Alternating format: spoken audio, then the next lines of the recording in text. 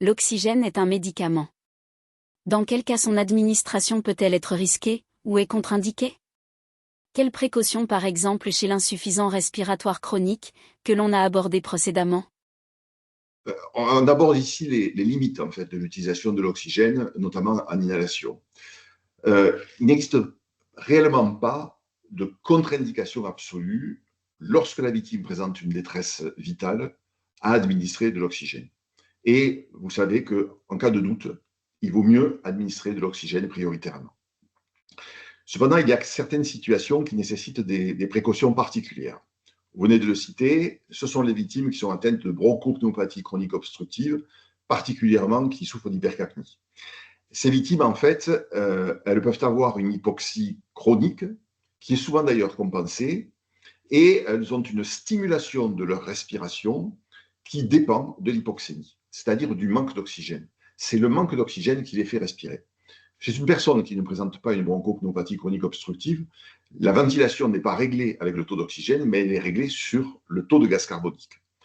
Or, chez une personne qui présente une bronchopneumopathie chronique obstructive, particulièrement s'il est hypercapnique, l'organisme s'adapte de façon différente et va régler sa ventilation, non pas sur le taux de la capnie, qui est très élevé, mais il va se baser sur le taux d'oxygène, et c'est parce qu'il manque de l'oxygène que l'on va respirer.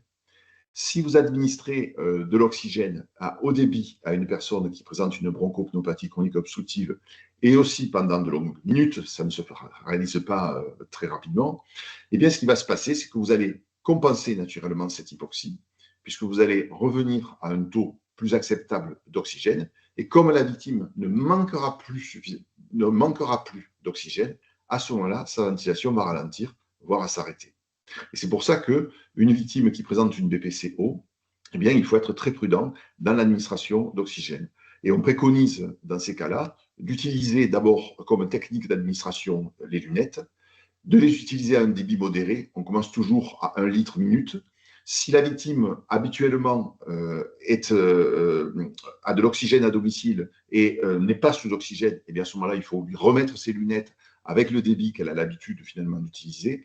Et si ce n'est pas suffisant, on augmente progressivement de 1 litre minute toutes les 5 à 10 minutes, de façon à maintenir une SPO2 dans des valeurs qui sont convenables.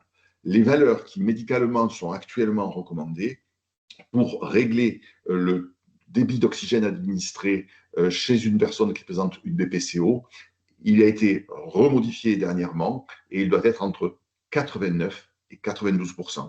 Tant que vous êtes dans cette fourchette-là de 89 à 92%, vous êtes dans une très bonne fourchette lorsque vous administrez de l'oxygène à une personne qui présente une BPCO.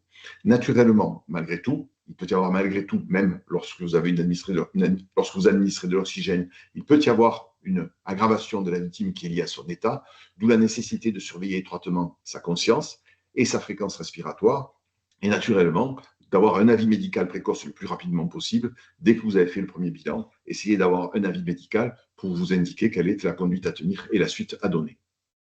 Deuxième situation particulière que l'on rencontre, ce sont chez l'administration d'oxygène chez les nouveau-nés, hors réanimation néonatale encadrée, où l'on a des conduites à tenir qui sont un petit peu différentes.